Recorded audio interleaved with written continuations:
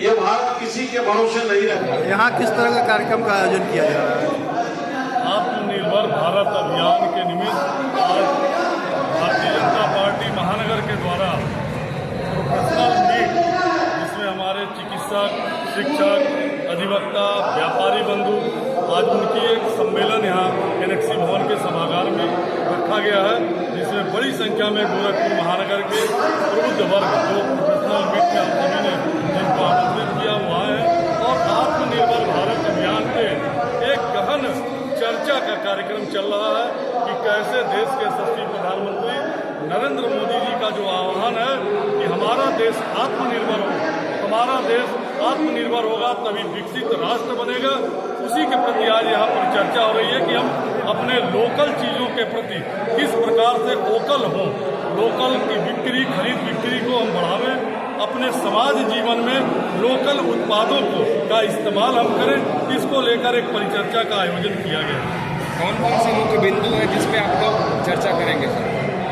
जैसे हमारे समाज जीवन में जो भी हम उपयोग में लेकर आते हैं उनकी एक बार हम खुद से गहन अध्ययन करें, सूची बनावें कि कितनी स्वदेश की वस्तुओं को हम इस्तेमाल करते हैं और कितनी विदेश की, तो हमें अंदाजा लगेगा कि हाँ हम कितनी स्वदेशी वस्तुओं का इस्तेमाल करते हैं। तो ये आह्वान है, अपने दुकानदार भाइयों से भी आह्वान है कि वो लोकल चीज़ों की ब्रांडिंग करें, लोकल चीज़ों को बेचने का काम करें, तभी हमारा भारत आत्मनिर्भर बनेगा।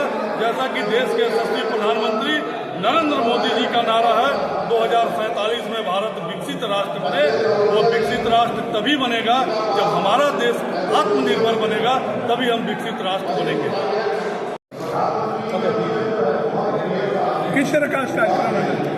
ये प्रोफेशनल मीट कार्यक्रम आत्मनिर्भर भारत के तहत है। इसमें व्यापारी वर्ग, वकील वर्ग, उद्यमी वर्ग और शिक्षक वर्ग, ये सभी लोग आए हैं। इनसे भारतीय जनता पार्टी का यह प्रोग्राम इसलिए रखा गया है कि आत्मनिर्भर भारत को कैसे बनाया जाए, इसके लिए आप सभी वर्गों के लोगों के साथ एक बातचीत होगा। एक इस सम्मेलन में हम लोग उनके विचार जानेंगे और अपने विचार भी जो भारतीय जनता पार्टी की तरफ से ये प्रोग्राम आया हुआ है, ये लोगों को बताया जाएगा कैसे कैसे भारत को आत्मनिर्भर भारत बनाने के लिए हम लोग प्रयासरत रहेंगे। देखिए, आत्मनिर्भर भारत बनाने के लिए हमारे यहाँ बहुत सारे ऐसे क्रम हैं जो प्रधानमंत्री जी और माननीय हमारे मुख्यमंत्री माननीय योगी आदित्यनाथ जी ने कई प्रोग्राम चलाए हैं।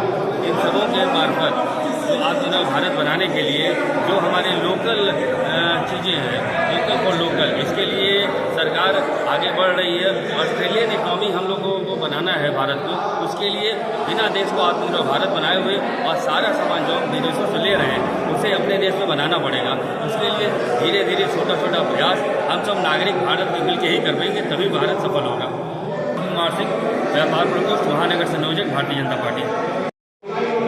क्या कहना चाहेंगे ये आत्मनिर्भर भारत जो सम्मेलन हो रहा है? आज हमारे देश को मजबूत बनाने के लिए हमारे आदरणीय प्रधानमंत्री श्री नरेंद्र मोदी जी, हमारे उत्तर प्रदेश के यशस्वी मुख्यमंत्री श्री परम योगी आदित्यनाथ जी महाराज के द्वारा ये जो संकल्प अभियान चलाया जा रहा है आत्मनिर्भर भारत का, उसी अभियान को सफल बनाने हेतु आज हम सब व्यापारी बंधु यहाँ गैलेक्सी भवन में एकत्रित हुए हैं और बहुत ही भारी संख्या में मेरे नेतृत्व में यहाँ पे व्यापारी भाइयों ने भाग लिया है और हम लोग सब लोग मिलकर के संकल्प लेंगे कि हम लोग स्वदेशी बनाएंगे, भारत को आत्मनिर्भर बनाएंगे, अपने देश को मजबूत बनाएंगे और अपने आदरणीय प्रधानमंत्री नरेंद्र मोदी जी और अपने परम योगी आदित्यनाथ जी महाराज जी के सपनों को साकार करेंगे।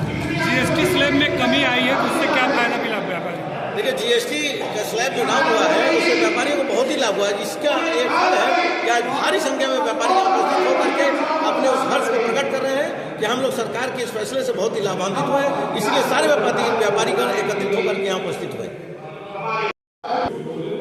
आज आत्मनिर्भर भारत ये व्यापारी सम्मेलन में क्या कहना चाहेंगे? आत्मनिर्भर भारत नेशनल सम्मेलन में आज शहर के सभी व्यापारी संगठन के लोग, उद्योग जगत के लोग, अधिवक्ता गण और अन्य प्रोफेशनल्स आज यहाँ पर उपस्थित हुए हैं। ये सरकार सबको आत्मनिर्भर बनाने का संकल्प दिलवा रही है। सरकार जो योजनाएं दे रही है आज के समय में, उन योजनाओं का लाभ आम जन को मिले और मिल भी रहा है। आत्मनिर्भर क्या होता है? आत्मनिर्भर वह है कि हम अपने पैर पे खड़े हों।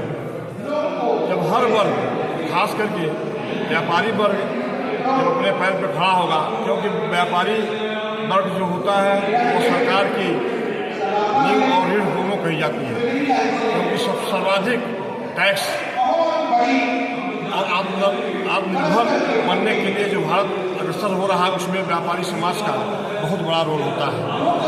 आज जो सरकार की मंशा है, हमारे माननीय प्रधानमंत्री जी ने अभी कुछ दिन पहले ही GST से कम करके एक बड़ा तोहफा दिया है आमजन को, इसका भाव धीरे धीरे दिखने लगा है। तो आत्मनिर्भर सब लोग बने, हर क्षेत्र के लोग बने, व्यवसायी बने, प्रोफेशनल्स बने, उद्योग जगत के लोग बने और आमजन बने। इसका संकल्प लेने के लिए आज यह सम्मेलन आयोजित हुआ है। हम यहाँ पर जो भी हमारे प्रोफेशनल्स आए हुए हैं, उद्योग जगत के आए हुए हैं, व्यापारी जगत के आए हुए हैं, अधिवक्ता जगत के आए हुए हैं, CA आए हुए हैं, डॉक्टर्स आए हुए हैं, हम सब आज यहाँ संकल्प लेंगे कि हम अपने अपने क्षेत्र में सरकार की नीतियों को अपने आप साफ करते हुए, उसका अनुपालन करते हुए हम अपने पैरों पर खड़े। नाम और पद सर? रमाशंकर शुक्ला, अध्यक्ष chamber of readymade garments, Uttar Pradesh. जी, क्या कहना चाहिए जो हमारे यशस्वी प्रधानमंत्री श्री नरेंद्र मोदी जी के आह्वान पर भारतीय जनता पार्टी इस समय आत्मनिर्भर भारत अभियान चला रही है। इस अभियान के अंतर्गत पूरे देश के सभी जिला मुख्यालयों पर, महानगरों पर, सभी ऐसे प्रमुख केंद्रों पर प्रोफेशनल्स मीट का आयोजन हो रहा है। इसमें जो हमारे व्यापारी हैं, CA हैं, डॉक्टर हैं, इंजीनियर हैं, विभिन्न व्यवसायों से जो जुड़े हुए लोग हैं, जो देश के विकास में अपना योगदान करते हैं, उनके बीच में जाकर के भाजपा प्रधानमंत्री जी के आत्मनिर्भर भारत अभियान की चर्चा कर रही है और उनसे आह्वान कर रही है कि स्वदेशी की अवधारणा जो हमारे देश में पुरानी नहीं रही है, सदियों पहले से ये चर्चा होती रही है। आज़ादी के आंदोलन में भी इसकी बात हुई है, दीनदयाल उपाध्याय जी ने भी इसकी चर्चा की है। उसी को नए परिदृश्य में, नए रूप में हमारे प्रधानमंत्री जी ने आग्रह किया है कि हम स्वदेशी को बढ़ावा दें, वोकल फॉर लोकल हों, अपने उद्यमियों, अपने कलाकारों, अपने व्यापारियों को प्रोत्साहन दें, जिससे हमारा देश इंडिया फर्स्ट की भावना से आगे बढ़े और दुनिया का कोई भी देश किसी मामले में हमको धमकी देने या हमको किसी भी शर्त पर काम करने के लिए मजबूर करने की स्थिति में न रहे। और वो हाल के दिनों में हमने करके दिखाया भी है। टैरिफ को लेकर अमेरिका ने कितनी दादागिरी दिखाई, लेकिन भारत के ऊपर उसका कोई फर्क नहीं पड़ा। वो हमारे इन्हीं अपने उद्यमियों और व्यवसायियों के बल पर। देखा जा रहा कि युवाओं में जो आप लोकल फॉर लोकल का बात कर रहे हैं तो बहुत कम यूज़ करते हैं, बाहरी विदेशी वस्तुओं का यूज़ करते हैं, क्या कहेंगे? नहीं, मेरी सोच तो इससे उलट है। आप देख रहे होंगे इस समय नौजवान कुल्हड़ में चाय मांगता है, वो कहता है रेडीमेड कप में नहीं पिएंगे हम। खादी के प्रति नौजवानों में आकर्षण बढ़ा है। खादी का कुर्ता हो, खादी का जैकेट हो, खास करके जब से हमारे प्रधानमंत्री जी ने उसको बढ़ावा दिया, बड़े अच्छे पढ़े लिखे लोग, बड़े लोग, संपन्न लोग इस समय लोकल प्रोडक्ट खोज रहे हैं, नेचुरल प्रोडक्ट खोज रहे हैं। और ये जो प्रधानमंत्री जी ने आह्वान किया, उनके आह्वान का देश पर इतना असर पड़ा है कि हर वर्ग के लोग और बहुत ही अपने आप को मॉडर्न करने वाले लोग भी स्वदेशी उत्पादों और लोकल प्रोडक्ट को इस्तेमाल कर रहे हैं और उसके वीडियो बना रहे हैं, रील बना रहे हैं, उसको बढ़ावा भी दे रहे हैं। अच्छा, बिहार चुनाव है, कल परिणाम आना है, तो क्या कहना चाहेंगे इसमें? अब मैं तो पार्टी के निर्देश पर बिहार चुनाव में था, हाजीपुर लोकसभा क्षेत्र की 6 सीटों का प्रभारी था और मैं कह सकता हूं कि हमारे गृह मंत्री जी ने चुनाव की तैयारी की पहली बैठक में 26 सितंबर को कहा था कि हम लोग 160 से अधिक सीटों पर जीतने चाहिए, मजबूत सरकार बनानी है। और जो दिख रहा है और जो वहां ग्राउंड पर रहकर 2 महीने हम लोगों ने देखा है, गृह मंत्री जी की बात अक्षरशः सत्य होने वाली है।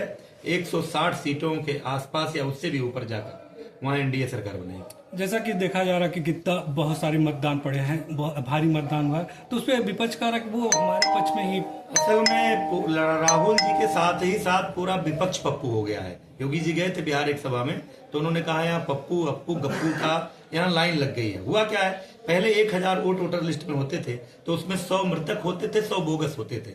तो वोटर लिस्ट में नाम तो 800 होता था, तो जब उसमें से 400 वोट पड़ता था तो 50% होता था और 50% होना चाहिए था, लेकिन वो 30 होता था। अब क्या है, सारे ऐसे नाम निकल गए जेन्युइन वोटर हैं जो वहां मौजूद है उनका नाम वोटर लिस्ट में है, उन्होंने वोट दिया है, इस कारण परसेंटेज बढ़ा है। और एक और कारण है, जो जीविका दीदी की योजना चलाई एनडीए सरकार ने, मोदी जी के नेतृत्व में नीतीश जी ने 10,000 रुपए उनके करोड़ों महिलाओं के खाते में भेजा और ये कहा आप अच्छा काम करो 2 लाख और देंगे। उसके कारण महिलाओं ने बड़ी संख्या में एनडीए के पक्ष में मतदान किया।